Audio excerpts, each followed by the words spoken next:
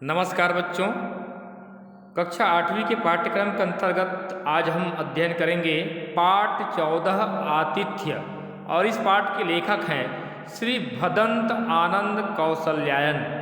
बच्चों, आप सभी आतिथ्य का अर्थ जानते हैं। आतिथ्य मतलब अतिथि सत्कार, अतिथियों का सेवा सत्कार जो हम करते हैं, अतिथियों का जो सम्मान करते हैं, उसी को ही आतिथ्य कहा जाता है। आपके घर में भी जब कोई अतिथि आते हैं तो आप उनके साथ कैसा व्यवहार करते हैं, अतिथियों का किस प्रकार से सत्कार करते हैं, या आप जब कभी अतिथि के रूप में किसी के यहाँ जाते हैं तो आपका किस प्रकार से सेवा सत्कार होता है। तो आतिथ्य का तात्पर्य यही है बच्चों, क्या? अतिथि सत्कार। यह पाठ आत्मकथा है और आत्मकथा का अर्थ होता है अपने ही जीवन की कथा का लेखन करना। आत्मकथा में जो आत्मकथा लेखक होता है वह अपने ही जीवन के कुछ घटनाओं को लेखन करता है जो शिक्षाप्रद हो, जिससे समाज को कुछ लाभ मिले। तो ऐसे ही विधा को आत्मकथा विधा कहते हैं। इसमें लेखक अपने ही गुण दोषों का वर्णन करता है।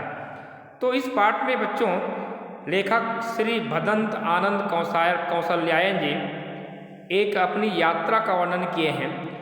वह अपने चलने की सामर्थ्य का वह अंदाज़ा लगाना चाहते थे कि मैं कितना चल सकता हूँ। अपने ही चलने की सामर्थ्य की वह परीक्षण करना चाहता था कि मैं कितना चल सकता हूँ, और इस दृष्टि से वह यात्रा करता है। यात्रा करते समय जब चलते चलते वे एक गांव में रुकते हैं। जब अंधेरा हो जाता है तो उसी गांव में वो रुकना चाहते थे। किसी के माध्यम से पता चलता है कि इस कस्बे में एक मास्टर जी हैं जो बहुत ही शिक्षित सभ्य हैं, वो आपको ठहरने के लिए स्थान दे सकते हैं। तो वहाँ रुकते हैं। वहाँ उनका किस प्रकार से सत्कार होता है, क्योंकि अतिथि के रूप में ही है वो। और उसके बाद वो दूसरे स्थान पर रुकते हैं जो कि एक अंधा व्यक्ति है, अशिक्षित और असभ्य व्यक्ति है। दो जगह उनका अतिथि सत्कार होता है और दोनों जगह के अतिथि सत्कार में वो क्या अंतर महसूस करते हैं उसे इस पाठ में उन्होंने हमें बताने का प्रयास किए हैं। तो दोनों जगह के अतिथि सत्कार में एक व्यक्ति कौन अतिथि सत्कार करता है? जो शिक्षित सभ्य है, जो शिक्षक है, वह सत्कार करता है। और दूसरा व्यक्ति जो असभ्य है, जो अंधा है, ऐसा व्यक्ति जो है उसका सत्कार करता है। तो दोनों जगह उनको कुछ कटु और मधुर भाव अनुभूति उनको प्राप्त होता है। उसी का वर्णन इस पाठ में श्री भदंत आनंद कौशल्यायन जी किए हैं। तो आइए बच्चों पढ़ते हैं। सबसे पहले केंद्रीय भाव, ये पीले रंग में आप जो देख पा रहे हैं, उसे पहले हम पढ़ने का प्रयास करते हैं, जानने का प्रयास करते हैं। आइए। तो भारतीय संस्कृति में अतिथि सत्कार की परंपरा को पारिवारिक जीवन के अटूट हिस्से के रूप में देखा जाता है। आप भी जानते हैं बच्चों कि हम अतिथियों को देवताओं के समान मानते हैं। अतिथि देवो भव। तो इसीलिए यहाँ भी कहा गया है कि भारतीय संस्कृति में अतिथि सत्कार की परंपरा को पारिवारिक जीवन के अटूट हिस्से, जैसे हम अपने परिवार के अन्य सदस्यों के साथ जो व्यवहार करते हैं, हमारा जो संबंध होता है, वही व्यवहार और वही संबंध अतिथियों के साथ भी हम करते हैं। परंतु प्रस्तुत आत्मकथा में भदंत आनंद कौशल्यायन ने एक भ्रमणशील व्यक्ति के रूप में एक अपरिचित से गांव में अपने कटु मधुर भावानुभूतियों को सहज भाषा में रखा है। जब यात्रा करते करते वे एक अपरिचित से गांव में पहुंच जाते हैं तो उन्हें किस प्रकार से कुछ कटु और मधुर अनुभूति होती है, उसे उन्होंने इस पाठ में रखा है। तो एक थका मांदा व्यक्ति सांझ ढलने के पूर्व अपरिचित से भूभाग में रहने का आश्रय ढूंढने की जल्दबाजी में होता है। ऐसा ही कुछ भाव लेखक की यात्रा के पड़ाव को पाने की अपेक्षा और उत्साह को टूटने को लेकर है। एक तिरस्कार की चेतना उसके मन में है। लेकिन उसी गांव में सराय में एक निर्बल से व्यक्ति की आत्मीयता और सेवा भाव ने लेखक को मानवीय अनुभूतियों को समझने के लिए एक नया नजरिया दिया है। दो व्यक्ति लेखक का अतिथि सत्कार करते हैं। दोनों के अतिथि सत्कार में लेखक जो अंतर पाता है उसे ही इस पाठ में उन्होंने वर्णन किया है। तो प्यारे बच्चों, आप सभी जानते हैं सबके अतिथि सत्कार करने का अलग अलग तरीका होता है, ढंग होता है। कोई बहुत अच्छे से सत्कार करता है तो किसी के यहाँ जाने पर हमें निराशा भी होती है। ऐसा ही कुछ कटु और मधुर अनुभूति भाव इस पाठ में है। तो अतिथियों का सत्कार किस प्रकार से करना चाहिए जब हमारे घर में भी कोई अतिथि आए, जब हम शिक्षित और सभ्य हैं, तो ऐसे ही प्यारा सा भाव इस पाठ के माध्यम से, तो आत्मकथा के माध्यम से हमको मिलेगा। आइए पंक्तिबद्ध हम इस पाठ को पढ़ने का प्रयास करते हैं।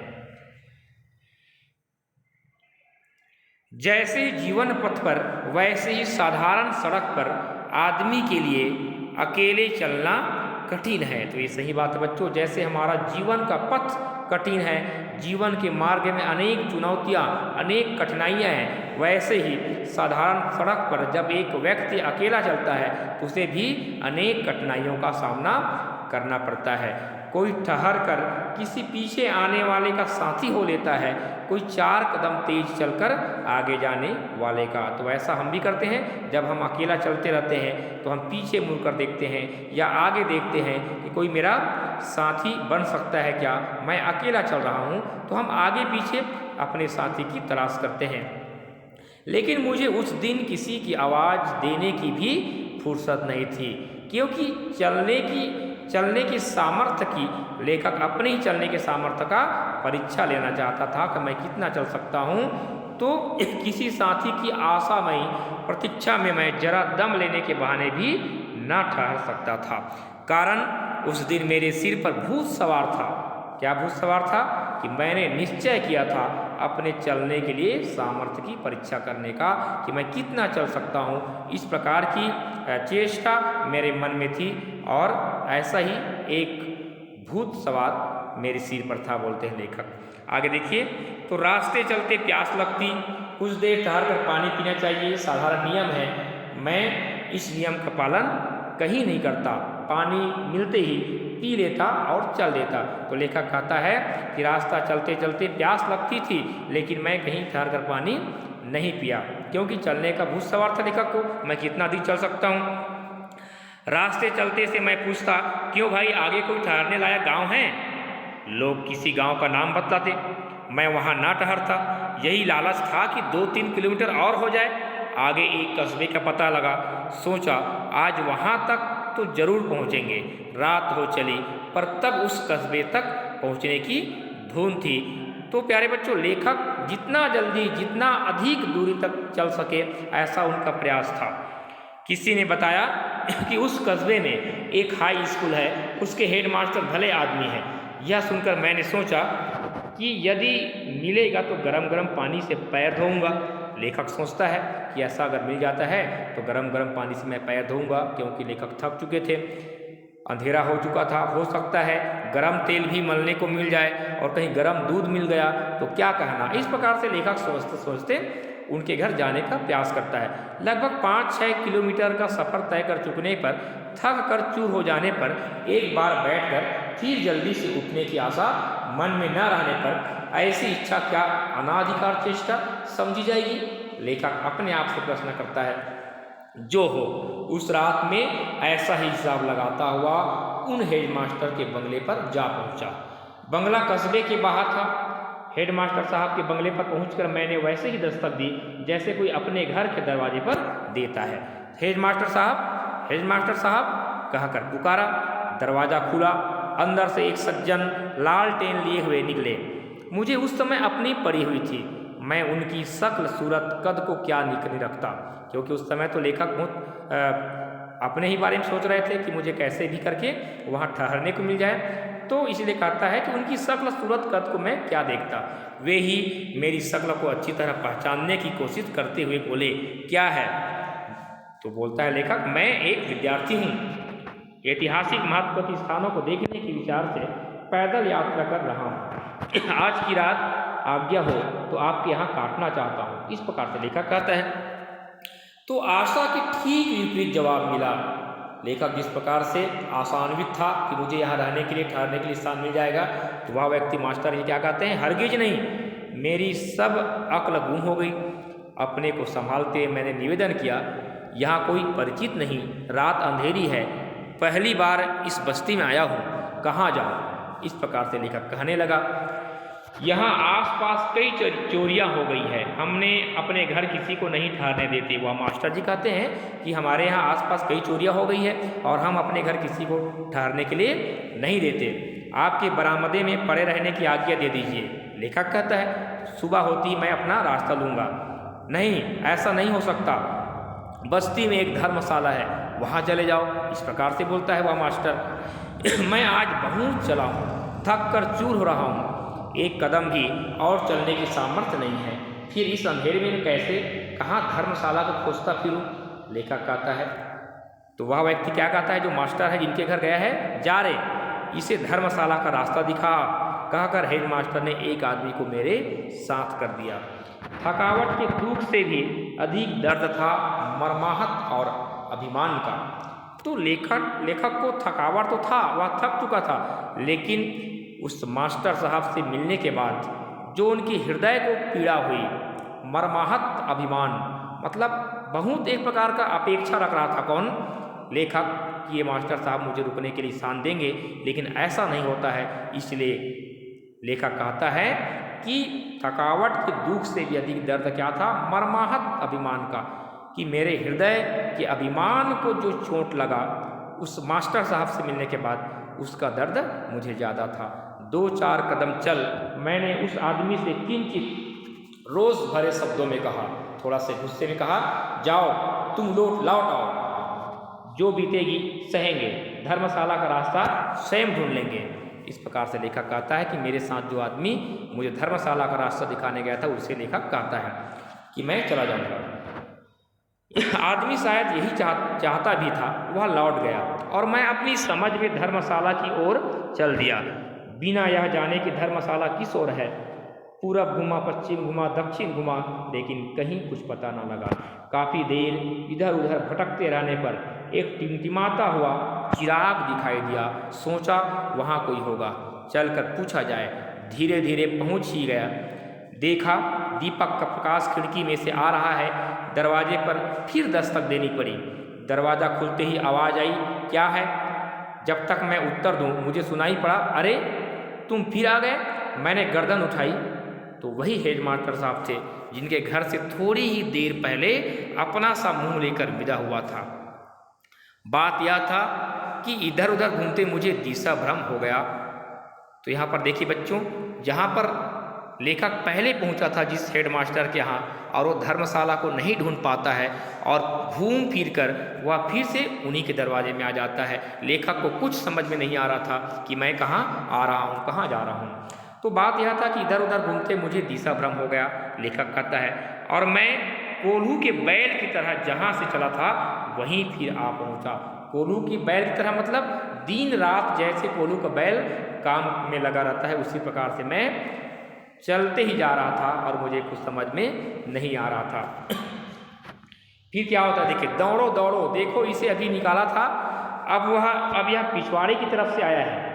इस प्रकार से आवाज़ सुनाई देता है। हेड मास्टर साहब की चिल्लाहट सुनकर 2 ही 4 मिनट में आसपास के लोगों ने मुझे घेर लिया। कोई कहता पुलिस को बुलाओ, कोई कहता नहीं थाने में ले चलो। जो कुछ ना कहता वह 4 चप्पट लगाने का प्रस्ताव तो कर ही देता।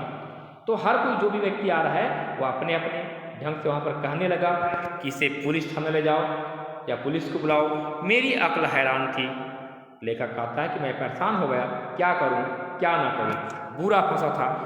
कैसे विश्वास दिलाता कि मैं चोर नहीं हूं। लोग कहते देखिए ना अंधेर है, अभी अभी निकाला था, फिर इतनी जल्दी हिम्मत की है। तो लोग कहते हैं क्या, देखिए ना इसे अभी ही मैं यहाँ से अपने दरवाजे से निकाला था और ये फिर इतनी जल्दी हिम्मत की है कि और अभी निकाला था और ये व्यक्ति अभी और तुरंत आ गया। इतना इसका हिम्मत देखो, ऐसा कहते हैं। उन्हें क्या मालूम, जो उनके लिए अंधेर है वही मेरे लिए महा अंधेर। तो इस प्रकार से लेखक कहता है, जो व्यक्ति लेखक को अंधेर कह रहा है वह लेखक के लिए क्या था, महा अंधेर, क्योंकि वे लोग लेखक को नहीं पहचान रहे थे, उसे चोर कह रहे थे और अनेक प्रकार की उसके बारे में बात कर रहे थे।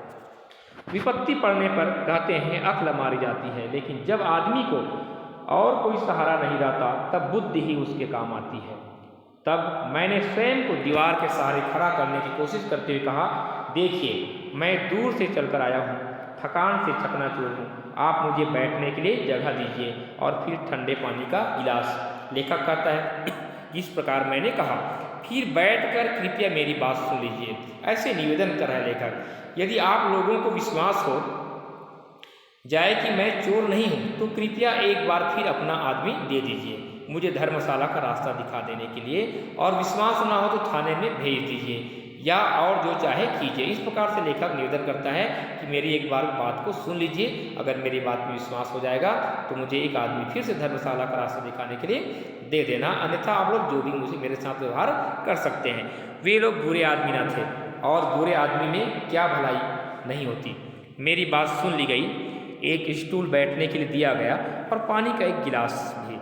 मैंने स्थिरता से बैठकर हल्की हल्की पानी पिया और अपना थैला खोलकर उसमें से 2 चिट्ठियाँ निकाली। दोनों परिचय पत्र थे, एक था ग्वालियर पुरातत्व विभाग के निदेशक के नाम और दूसरा निजाम हैदराबाद के प्रधानमंत्री महोदय के नाम। दोनों से मेरा साधारण परिचय था, और यदि वे मुझ अज्ञानी यात्री की कुछ सहायता कर सकें तो धन्यवाद के 2 शब्द। हाँ, तो मैंने परिचय पत्र दिखाते हुए कहा, यदि ये पत्र किसी चोर के पास हो सकते हैं तो मैं चोर हूँ, और यदि इन पत्रों के रखने वाले की चोर न होने की कुछ संभावना है तो मैं चोर नहीं हूँ। लोगों की आपस में फुसफुस हुई, और चाहे मैं कोई भी हूँ निश्चय हुआ मुझे धर्मशाला ही भेजने का। तो देखिए बच्चों, यहाँ पर लेखक बहुत ही दिमाग से, चतुराई से काम लेता है, और अपने आप को बचाने के लिए, क्योंकि वहाँ तो लोग लेखक को चोर कह रहे थे, और अपनी चतुराई से उनके बैग में जो परिचय पत्र था, 2 परिचय पत्र, उनके माध्यम से अपने आप को साबित करता है कि मैं चोर नहीं हूँ। तो बच्चों, ऐसा स्थिति में अगर हम भी फंस जाए तो हमें भी क्या करना चाहिए, इस पाठ से शिक्षा मिलती है कि हमें भी उसी प्रकार से कुछ चतुराई लेना चाहिए ताकि हम कोई संकट से बच सके। इस पैराग्राफ से हमें शिक्षा मिलती है, इस पाठ से शिक्षा मिलती है। तो आगे क्या होगा देखिए, तो वही आदमी मेरे साथ कर दिया गया और उसके पीछे पीछे मैं ऐसे चलने लगा जैसे अखाड़े में हारा हुआ कोई पहलवान। तो लेखक की बात में सब विश्वास करने लगे, और लेखक को फिर से एक आदमी ले देते हैं धर्मशाला का रास्ता दिखाने के लिए। धर्मशाला पहुंचा तब पता लगा कि दरवाज़ा बंद हो चुका है और अब किसी तरह नहीं खुल सकता। वहां जाने पर पता चला कि धर्मशाला का दरवाज़ा बंद हो चुका था। यही धर्मशाला है कहकर वह आदमी मुझे छोड़कर चलता बना। अब क्या करूं, कहाँ जाऊं? धर्मशाला में बाहर की ओर एक बरामदा था, मैंने उसी में रात काटने की सोची। पास में कपड़ा काफी नहीं था तो क्या, सर्दी जोरों से पड़ रही थी तो क्या, और कोई चारा नहीं था। अंधेरे में अंदाज करके मैं एक कोने में बैठ जाना चाहता था कि उसी समय आवाज़ आई, कौन है? मैंने कहा, मुसाफिर। तो बच्चों, जब उसे कुछ भी दिखाई नहीं दे रहा था, अंधेरा था, तो लेखक कोने में बैठ जाना चाहता था। उसी समय एक आवाज़ आई, कौन है? तो लेखक आता है, मुसाफिर। मुसाफिर मतलब रास्ता चलने वाला। इतनी रात गए आए हो? हाँ भाई, आज ऐसी ही बीती। इधर आ जाओ, उधर हवा लगेगी। कहते हुए उस अपरिचित आवाज़ ने मुझे अपने पास के कोने में बुला लिया। तुम कहाँ से? तो देखिए, यहाँ पर लेखक उस व्यक्ति को देख पा रहा है, न वह व्यक्ति लेखक को देख पा रहा है। दोनों में बात हो रही है, दोनों अपरिचित हैं। और आगे क्या था देखिए, तुम कहाँ से? मैंने पूछा, हम तो भिखमंगे हैं, दिखाई नहीं देता।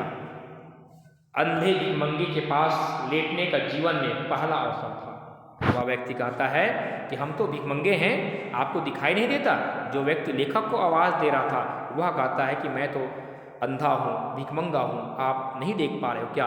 तो अंधे भिखमंगे के पास लेटने का जीवन में पहला अवसर था। लेखक कहता है, जिस प्रकार से अंधे भिखमंगे के पास मैं पहले बार लेटा जीवन में, ऐसा कभी समय नहीं आया था। कितने पैसे मिले? क्या खाने को मिला? कुछ ऐसे ही सवाल मैंने पूछे उससे। अब ऐसे व्यक्ति से जो अंधा भिखमंगा है उससे उसी प्रकार से प्रश्न पूछेंगे कि आज कितना पैसा मिला, आज क्या खाए? लेखक भी पूछता है, लेकिन मैं तो व्यग्र था अपनी सुनाने के लिए। व्यग्र मतलब मैं तो बहुत ही अपना सुनाने के लिए उत्सुक था।